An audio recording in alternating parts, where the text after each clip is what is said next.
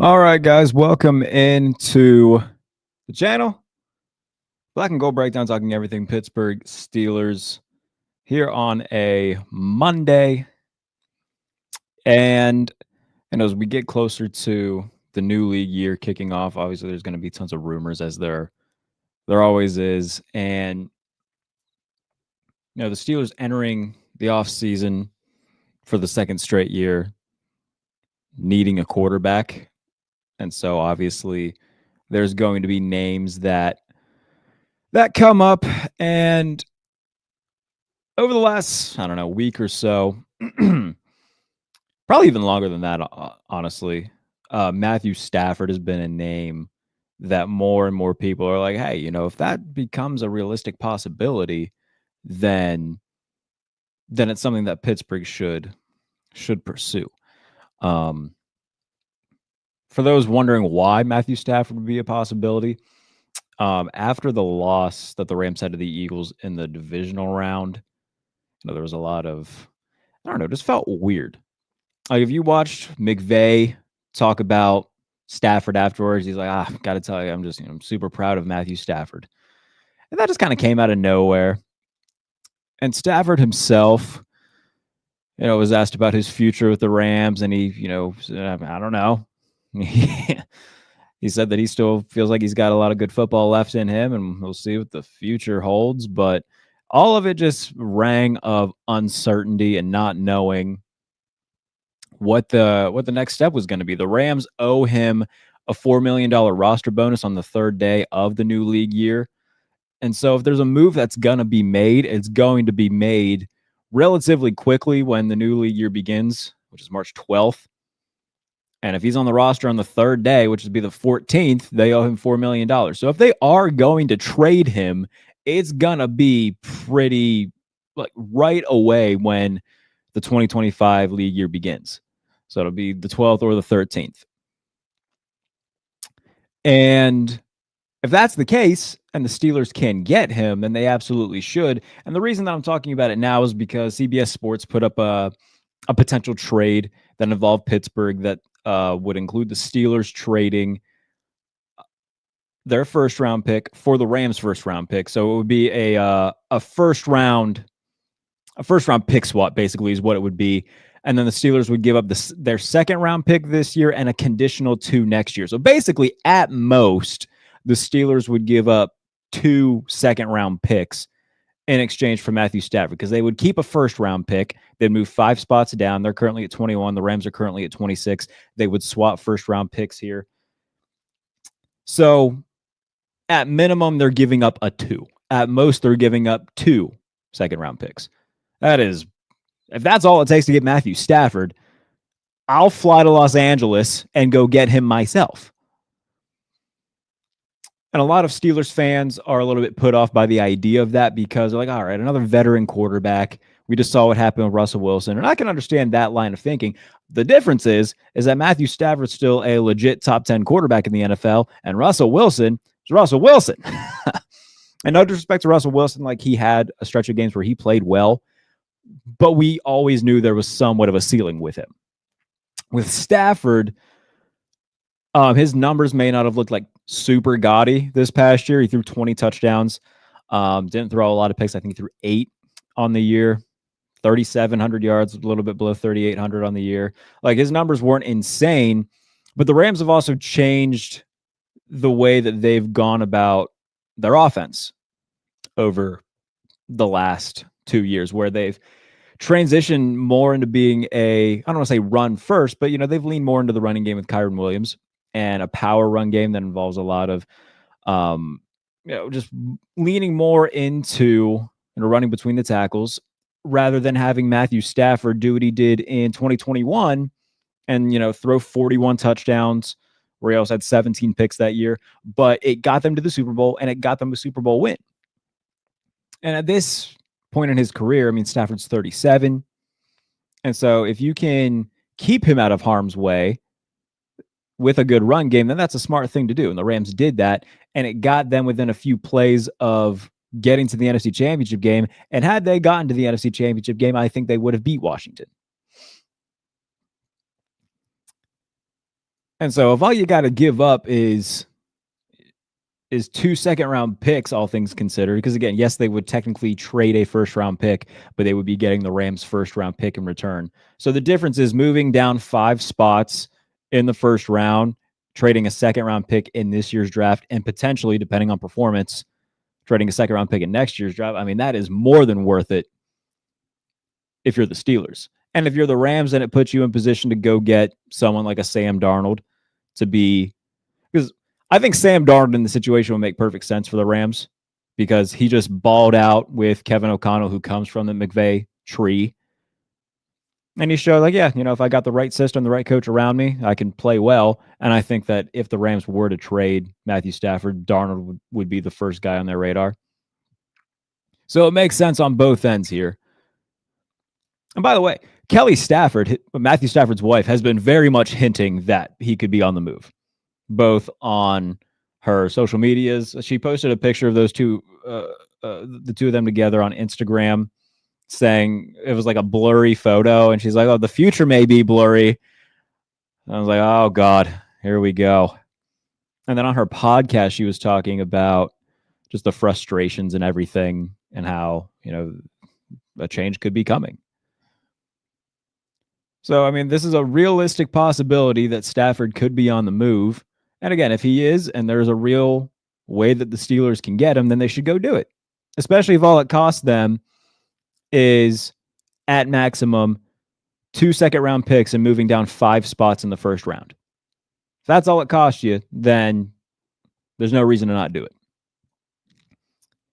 Now, in terms of the other side of this, which is Deebo Samuel, that's something, there's reports coming out that the 49ers might only want a day 3 pick in return. I thought that was all they were going to get anyway.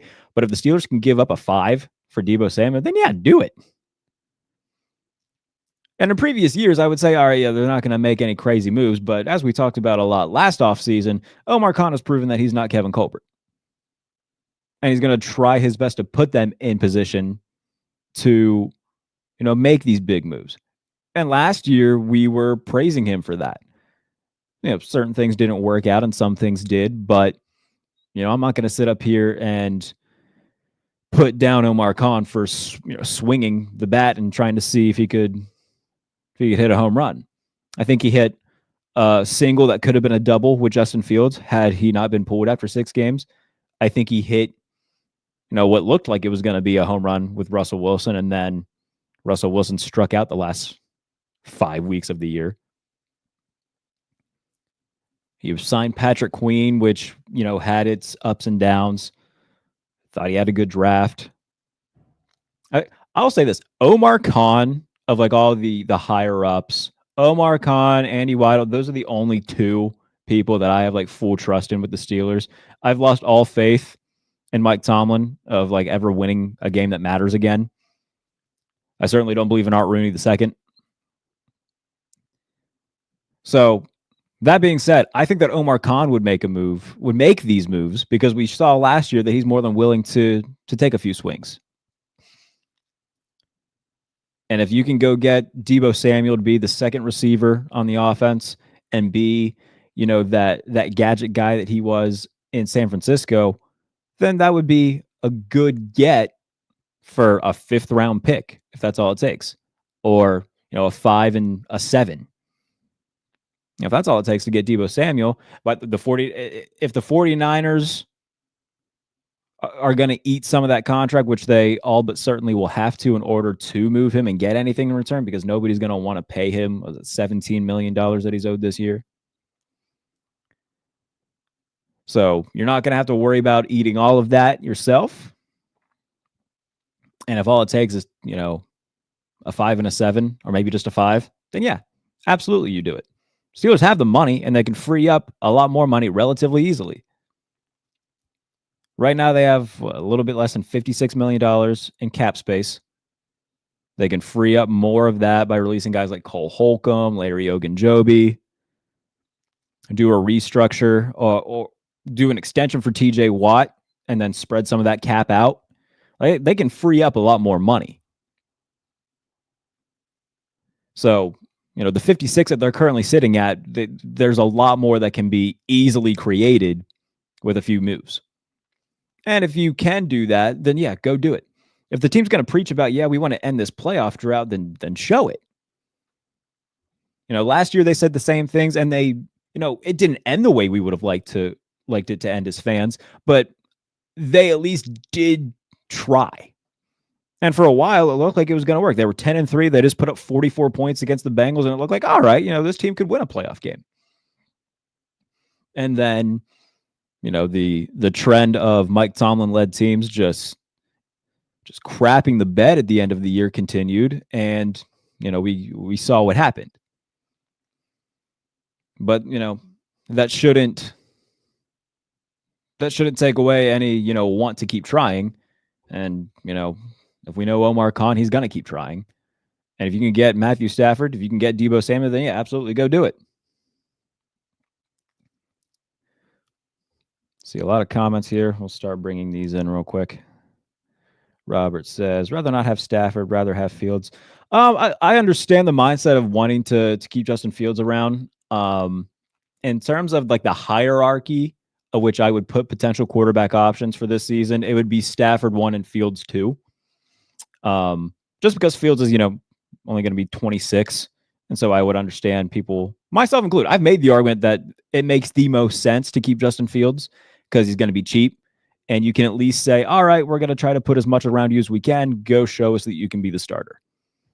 And if he does prove that, then that's great. You might have, legit starter going forward. And if he doesn't, then at least you got pieces in place for 2026 for whoever else you bring in. Maybe I'm just a little bit naive in the fact that I think that adding Stafford would at least help them win a playoff game. If they had Stafford on this team last year, they win a playoff game. Completely convinced of that. But at the same time, I might be contradicting myself because of the lack of belief I have in Mike Tomlin. And, at the end of the day, the head coach is responsible for a lot of that winning or lack thereof. So, I wouldn't be upset with Matthew Stafford or Justin Fields. If it ends up being Justin Fields, I will be perfectly happy with that. Do you think Stafford would be able to play in the cold, snow, and rain? I mean, he had a really nice game against the Eagles. Stafford hasn't been in a position where he's had to play in the cold and rain a ton in his career, but there's been plenty of quarterbacks who have been successful that didn't have to do that. So I'm not worried about that. And again, he just played well against the Eagles in a blizzard. And even so, there's not many quarterbacks, no matter where you go, you're not going to play in the snow and rain, 8 weeks out of the year. You're going to do it a few times if you're playing in the AFC North, and that's fine. But, I mean, Stafford's played in the cold plenty. He was in the NFC North where he would play at Lambeau. He would go to Minnesota, Granted, Minnesota had a dome for the majority of the time he was there. There was a few years where they played in an outdoor stadium. But you get my point. He'd go to Chicago once a year, go to Green Bay once a year. I'm not worried about the weather when it comes to Stafford. I think Cooper Kupp fits Arthur Smith's offense better than Deebo. Deebo's like an upgraded Patterson now. The thing with Deebo is he's not a separator. He's not a legit one. And they don't need a legit one. They got Pickens, so they don't need a legit one. But they need somebody who can eat underneath. And I think Deebo can do that to a certain extent. But again, he's more of he's the best gadget player in the NFL. And if you've got a good offensive mind that can scheme him open and scheme him touches, he's very good after the catch and he's very good with the ball in his hands. But, gaining separation and getting space to get open to get the ball in his hands, that's kind of been the difficult part when it comes to Deebo Samuel. I wouldn't bat an eye at getting Cooper Kupp. I think that would be a good addition. Maybe they could just do it all in one swing. Have Stafford and Kupp both go. Now, the only thing with that is the Rams would also have to eat a little bit of Cooper Kupp's money, or the Steelers would have to extend him to spread some of that cap hit out. Because I think he's due $20 million this year. And Stafford if traded, would be a cap hit of like 27. So right there, that's minimum $47 million you're looking at on the cap, which again, you can make more, but I'm sure the Steelers would have to make some. They wouldn't have to, but if they want to make other big moves, they would have to free up some money in terms of how they would go about structuring the deals of the two of them.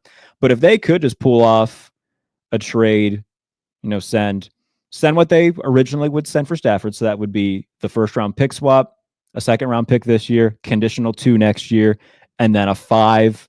Same thing that you would send for Deebo, really. A 5 and a 7 for Cooper Kupp. Yeah, that's fine. That's perfectly fine. The Rams get 3, potentially 4 draft picks, and they get to kind of start a little bit of a quasi rebuild. I think that would be fair for both ends. I think that's good. Everett says, what about getting DJ Reed at cornerback? In my mock off season that I did at Behind the Steel Curtain, go and read that, by the way. For those who don't know, yeah, I help run Behind the Steel Curtain, which is SB Nation's Steeler site. So I did a mock off season. Everybody does mock drafts.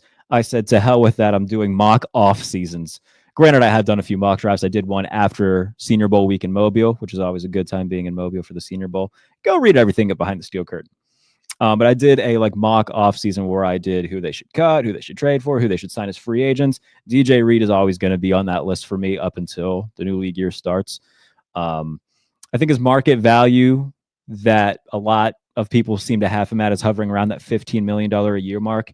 And for a really good cornerback who I think he's 29 right now, that's probably fair value. If they would do a 4-year deal with some a void year for, in the range of $15 million to put him alongside Joey Porter Jr., yeah, I would love that. There's other guys out there that they can maybe keep an eye on. They need a nickel corner. That became violently evident last year where Cam Sutton looked slower than molasses in the winter. Beanie Bishop was far too inconsistent. I know he had a lot of interceptions, but man alive, the ebbs and flows of Beanie Bishop last year were very notable. Not to say that he can't get better. He was an undrafted rookie who had 4 interceptions. That's a big upside, but he also did look like a rookie in a lot of spots last year. So I think that if they can add DJ Reed, yeah, absolutely. But I do think that a bigger focus would have to be finding a nickel corner. The Dolphins just released Kendall Fuller. Maybe that's a name that they look at. But yeah, I mean, if they get DJ Reed, I'll be ecstatic about that. What's your most realistic off season? Again, I would go read my mock off season at Behind the Steel Curtain. I'll probably do a video of my mock off season on here just so you guys can watch it. But a lot of it involves the latest one I did, it involves a Stafford trade. So I think the biggest thing that they need to do, we just saw the Eagles kind of lay the blueprint of, if you want to be successful and keep yourself in every game without having, an elite quarterback, is you got to draft well and get just a game-wrecking defensive line. So I would assume they're going to make a defensive lineman their first pick, whether that's Walter Nolan, whether that's the Kenneth Graham from Michigan. Derek Harmon from Oregon is kind of climbing boards right now. I don't know if he would be a late first or still be in the second round, but that's a guy that's getting a lot of love. So I think a defensive lineman's probably going to be their first pick to put in between, to put next to Cam, and then have on either side of Watt and Highsmith, and then Keanu Benton as well. So I think building a defensive line that can get pressure with 4 is something that a lot of NFL teams are going to look at trying to do from now on. And then when it comes to the free agent signings, DJ Reed is somebody that I would love to see them bring in. Darius Slayton, I think, to be the third receiver would be great, especially if you get Deebo or Kupp. Because if you can go into the season with Pickens, Kupp or Deebo, and then Darius Slayton as your 3, he would probably be the predominant outside guy. So it would be Pickens and Slayton on the outside with Kupp in the slot, and then Calvin Austin and Roman Wilson as your 4 and 5. I mean, that is such a better receiving core than what they had last year. So I'd be totally okay with that. And they would probably draft a guy at some point too, just to round it out and give them 6 receivers. But that's going to be something I pay attention to this offseason is, all right, is Roman Wilson good? Is he worth keeping around? Or is that just a total waste of a pick? Because I got to tell you, being in the building for OTAs and mini camp last year and seeing the process before he got hurt, he was like Beanie Bishop was handling him pretty well. Like Roman Wilson didn't do anything in that process that made me go, okay, that was a good pick. So take that for what you will.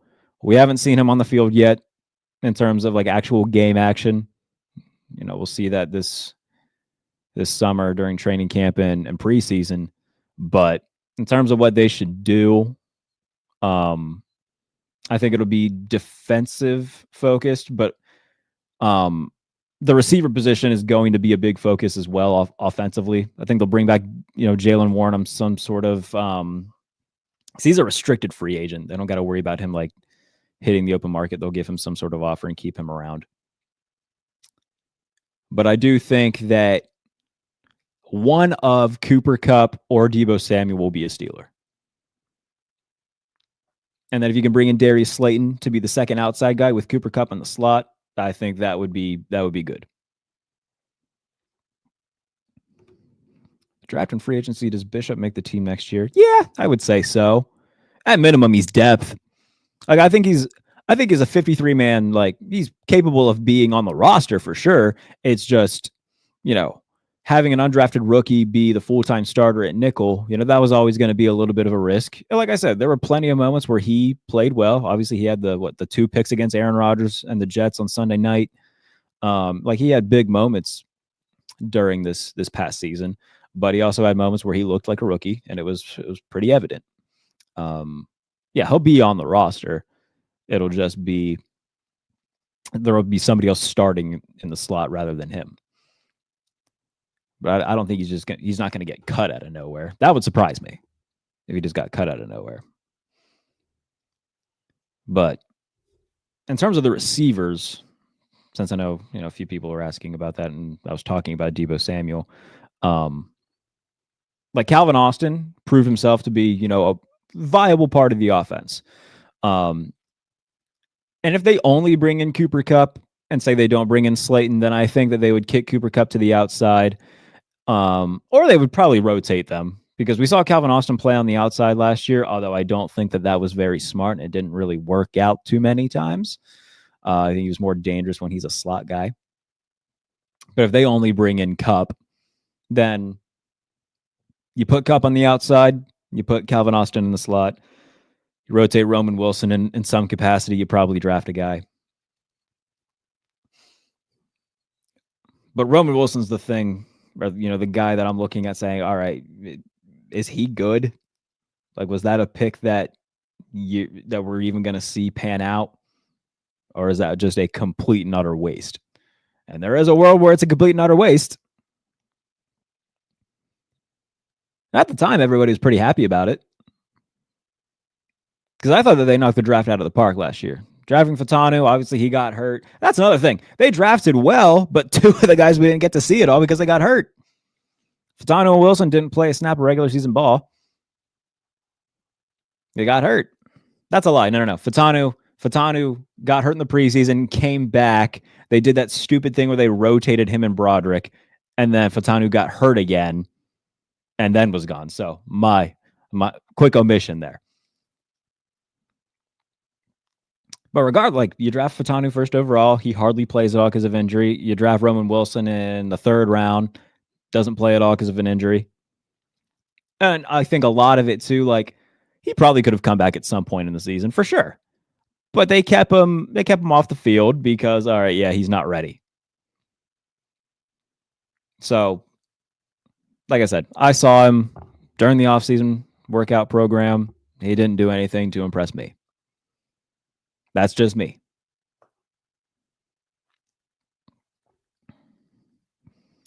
Roman Wilson was a waste. He's too small. What about Trice in the slot? That could be something that's explored. I think Corey Trice, he's another guy who dealt with injury last year. He's somebody that, early in the year, he made that big play against Denver, the interception on Bo Nix in the end zone. And everybody's like, hey, look what Corey Trice can do when plugged in. So I think we're going to see more of Corey Trice this season in, sub packages. I don't think he's going to start opposite of Porter. I think they are going to bring in somebody to be that number 2 corner. But if for some reason they don't, I think Trice probably takes that job because they're not going to bring back Dante Jackson. And so that would leave Joey Porter and Corey Trice on the outside, Beanie Bishop in the slot for the time being. Again, I think they're going to sign somebody to be the second outside, and they'll bring in a new nickel. I'm more confident that they're going to bring in a new nickel. And if they don't bring somebody else into play on the other boundary to start, then it'll be Trice. But if they do bring in somebody else to start on the outside, then I would be open to seeing what Corey Trice can do in the slot. I just want Corey Trice to succeed, man. I mean, that's a good dude. For anybody who knows anything about his story, his father died when he was young. He's dealt with a lot of adversity to get where he is. So I'm always rooting for Corey Trice, man. I hope that he has a really good 2025. I know they said getting on a moving train is hard. Why did Preston Smith and other pickups see time, but Roman did not? Point exactly. Like I just don't think that Roman Wilson's going to pan out to be anything like special. At least not in Pittsburgh. Maybe he goes somewhere else and finds a really good role for himself. We see players do that all the time in the league. It's just a weird thing. Like we saw like Marquez Valdez-Scantling. The Chiefs didn't want to do anything with him. The Bills signed him, didn't do anything with him. He goes to the Saints and is catching like 80-yard touchdowns every week. It's the weird enigma of the NFL. If I had to guess right now, Roman Wilson isn't going to be like a big part of their offense in 2025. I think that they'll trade for one of Kupp or Samuel and draft somebody else. And then where does he fit in the offense if they do that? He'd be the 5th receiver. At that point, you're probably better off just trading him. So we'll see. That being said, I wasn't like super in on Calvin Austin last year either, and he ended up being a really good part of the offense. So maybe Roman Wilson will also prove me wrong. But we're sitting here February 17th. I'm not I'm not a huge believer in Roman Wilson being like a big difference maker in the offense. But if you are just joining and you're not subscribed to the channel already, please do so and do all that YouTube stuff. Like it, comment, be part of the conversation here. Little programming note tomorrow on the Pump Fake, my national podcast, which you can listen to as well wherever you get your podcasts. You'll be able to listen to this too as a podcast if you're tuning in late on the Pump Fake podcast feed. But tomorrow, me and JP Acosta going to be doing the Pump Fake and predicting trades that are going to happen. So if that sounds like something you want to listen tomorrow on the Pump Fake with me and JP Acosta predicting trades. And then usually when JP and I do shows together, we do a draft at the end. And tomorrow we're drafting NBA logos. So that'll be what we do to close out the show on the Pump Fake. Listen wherever you get your podcast or watch on this very YouTube channel tomorrow. And then, of course, throughout the week, I try to do at least 2 Black and Gold breakdown shows. And then if you really like me, you can subscribe to me on Patreon, patreon.com/Jarrett Bailey. Buffalo Bills fans especially, because if you know anything about my written work, a lot of my written work is centered around the Buffalo Bills. So there's a Bills podcast that I do on Patreon. And on Wednesday, former Bills wide receiver Stevie Johnson will be joining me for that. So all the places you can find my visual/audio content. And if you want to support the written work, read it at the Sporting News and Behind the Steel Curtain. So little program/personal plug there. Like I said, if you're not already subscribed to the channel, please do that. And if you're just tuning in, yes, Matthew Stafford, Deebo Samuel, those seem like pretty real possibilities. Samuel more so. Again, as a few people in the comments have pointed out, Stafford, 37 years old, and if you're the Steelers and you don't believe that Stafford's going to put you over the hump to get, a deep playoff run out of, I understand why you wouldn't go in that direction and why it would make sense just to bring back Fields. Justin Fields, by the way, Jeremy Fowler reports that he'd be open to coming back to Pittsburgh, but he wants a clear path to be the starter. And you know what? Fair enough. Because he played well last year as a starter. They went 4-2. Every game, the 2 games that they lost, it was within 1 score. And I mean, you look at, I understand that, shoulda, coulda, woulda, but if George Pickens doesn't fumble on the red zone against the Colts, and if the Steelers don't give up a 19-play drive at the end of the game to the Cowboys, Justin Fields goes 6-0 in his first 6 starts as a Steeler. And maybe we're not, sitting here talking about, a Russell Wilson collapse. I don't know if that's fair or if that's true or not. I mean, it looked pretty blatant that Russell Wilson was always going to play, which, again, didn't sit right with me at the time. He played well through a stretch of games, and that took away the annoyance, and then they lose their last 5 games, and that brought the annoyance right back. So just one of those things where, when you think about it from Justin Fields' perspective, I think that he believes he earned the right to go into this season as the starter, as the unquestioned starter. And if they do bring him back, I would absolutely agree with him there. 10 touchdowns, only 1 pick in the 6 games that he played. He played well. So if I was Justin Fields, I'd be saying the same thing. Like, yeah, I'll come back, but I'm not doing any of this, quarterback competition that's not really a competition. And no matter how well I played, you were always going to pull me. So if they do go Justin Fields, say, bring back Kyle Allen as well to be the backup, you got Skylar Thompson to be the 3rd quarterback. Just go about it that way.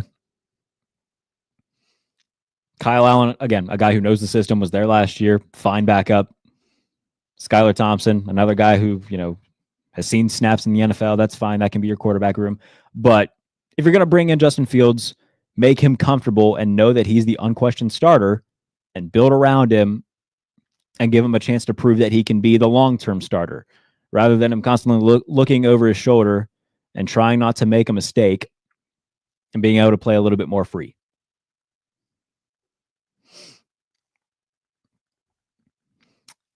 I think they gave guaranteed. Yeah, that seems to be the popular opinion. That's kind of my belief as well. Is that it didn't matter what Justin Fields did, that they were always going to eventually play Russ. So we'll see. But I do think that, Fields earned the right to, if he does come back, be like, yeah, I played well last year, and I don't think that I should have to, go about things looking over my shoulder all the time. And I think it just makes sense for the Steelers too. Like, if you're going to bring in a guy, make sure that you don't have to do this quarterback competition nonsense. Like, bring in a guy that is going to be the guy from March till September. That way, everybody else in the locker room knows, all right, that's our guy. We're going to rally around him. It just makes sense from that standpoint as well. So if they do bring back Fields, I think that's the way that they should go about it. Bring in a reliable backup and Kyle Allen, who was there last year. You already got Skylar Thompson. That can be your quarterback room. And then go from there. Make Justin Fields the unquestioned 1. Because if you are bringing back Justin Fields, nobody is going to go into this season realistically saying, all right, I think the Steelers can win the Super Bowl. I know I won't. And I didn't last year. The goal would be, okay, we're going to bring in Justin Fields again, make him the unquestioned starter, and we're going to build a good offense around him because he's not going to be expensive. He's going to be a cheap guy to bring back. If anything, I think that the maximum that he would garner is like the Sam Darnold deal from last year, where it's a $10 million deal. So it's not going to be expensive, and you can throw a little bit more money at other top players So if you bring in Justin Fields, okay, go get, trade for a Cooper Kupp. Bring in better players on the defensive side of the ball. And say, all right, we're going to put as much around you as we can. Prove to us that you're capable of being a long-term starter. And if he does, that's great. Then you got a starting quarterback for 2026.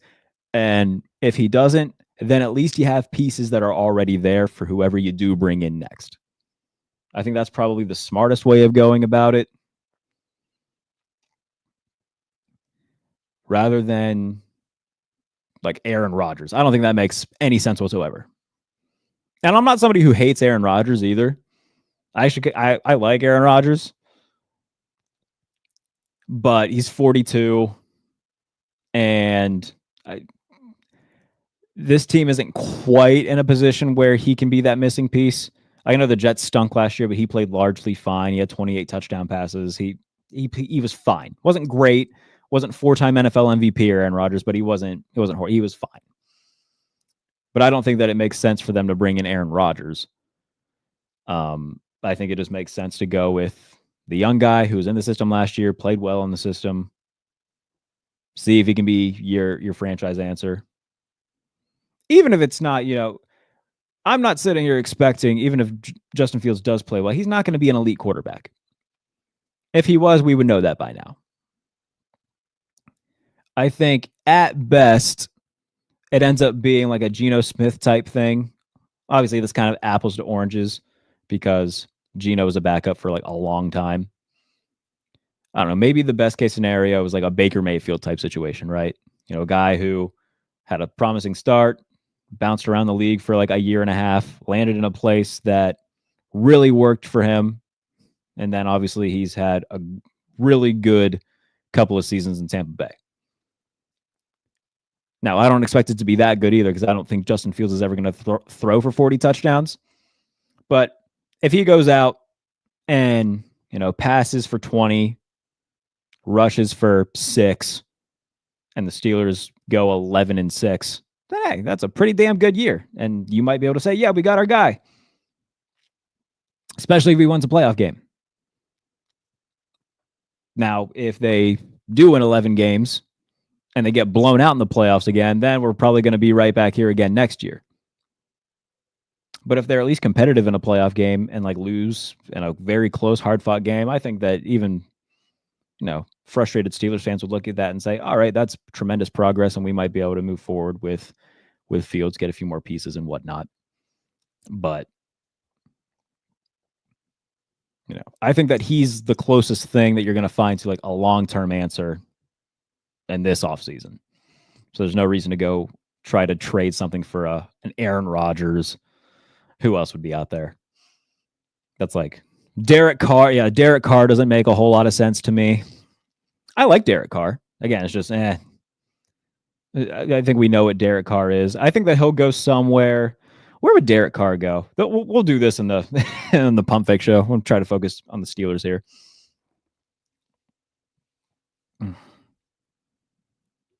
Build the trenches in the team and then find your long-term quarterback. Again, I think that you can try to do both this year. Keeping Fields makes the most sense. See if he can play, to a level that you're comfortable with saying, okay, we'll bring him back next year as the starter.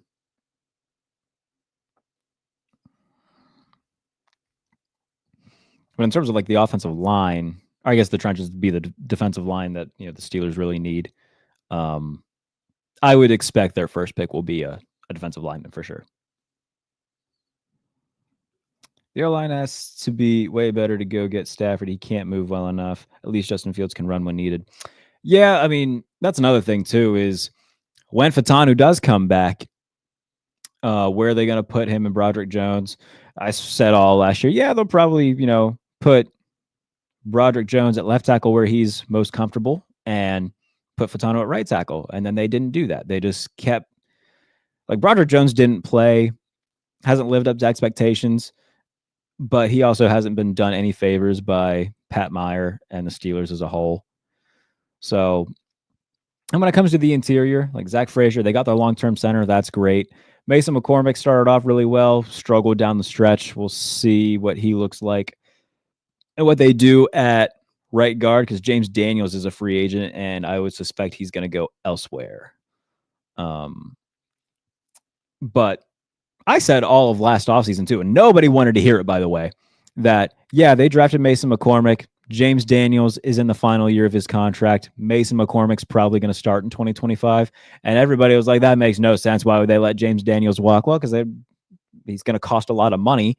And if you can bring in a cheaper guy who can play well, then that makes the most sense to do. It just so happened that James Daniels got hurt, and we saw Mason McCormick sooner than anybody expected. And like he had moments where he played really well, especially in the Raiders game. But he also had games where he didn't play well. So that's a question that they'll have to answer to some extent. But also, where are they going to put Fatanu? Where are they going to put Broderick Jones? That's the biggest question offensive line wise. And can Broderick Jones get better? Like, is there any improvement for him with Pat Meyer as the offensive line coach? Because the Steelers didn't fire him. God forbid Mike Tomlin put, a real coaching staff together rather than surround himself with yes men.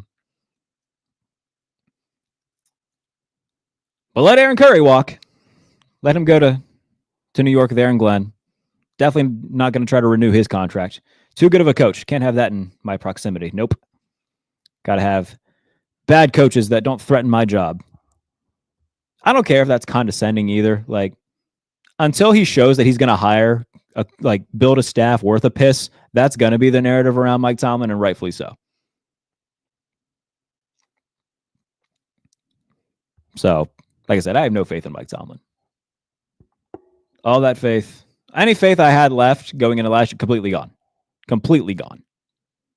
I believe in two people in the Steelers organization, and that is Omar Khan and Andy Weidel. Everybody else, no faith. Not a lick. Tom Arth seems cool, the quarterback coach. Zach Azzani, he's a good wide receiver coach. But anybody with actual power is who I'm talking about. Art Rooney II, completely content with 10-7 seasons and not winning. Mike Tomlin, stuck in his own ways. He thinks that you can win in 2025 the way that you can win in 2008. You can't. So I believe in Omar Khan and I believe in Andy Weidel. Those are the two people that I believe in the Steelers organization that have power. Especially if they get Matthew Stafford. I'm all aboard the Stafford hype train. He's my first choice.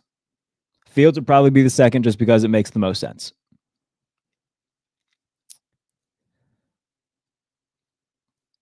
So that's my thoughts on it. We're gone, 45 minutes? If anybody has any questions or anything they want to get in the next couple minutes, I'll answer those before we get out of here. But again, if you're not already subscribed to the channel, please be sure to do that. If you're new to the channel and don't know what it consists of, a couple black and gold breakdown shows per week, a couple episodes of my national podcast, The Pump Fake, per week. You can also find that on the Pump Fake podcast feed, wherever you get your podcast. That's every episode of this now, every episode of the Pump Fake, and then, the occasional just one-off YouTube show where I'll just kind of talk about stuff in general.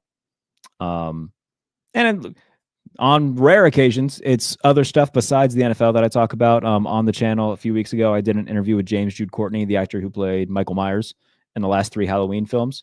Those are my favorite movies. And so being able to do that was legitimately the coolest thing I've ever done. So go and watch that. Me and James Jude Courtney, especially if you're a horror fan or if you're a Halloween fan, go and watch that. That's on the channel. But yeah, most of the time, NFL stuff, Steelers stuff. And then if you want to pledge to me on Patreon, for those who follow my written work, I write a lot about the Buffalo Bills for the Sporting News. Doing a Buffalo Bills podcast on Patreon called Get the Tables. Episode 2 will be on Wednesday. Me and former Buffalo Bills wide receiver Stevie Johnson will be chopping it up on episode 2. So that's just kind of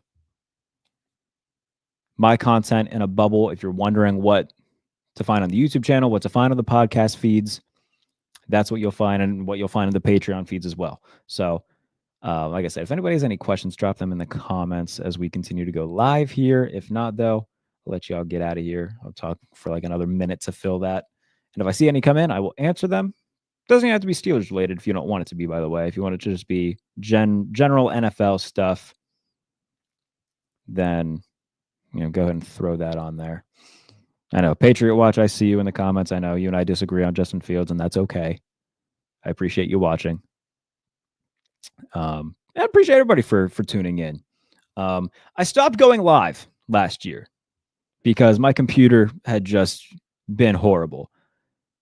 But I got a new setup, a new mic too.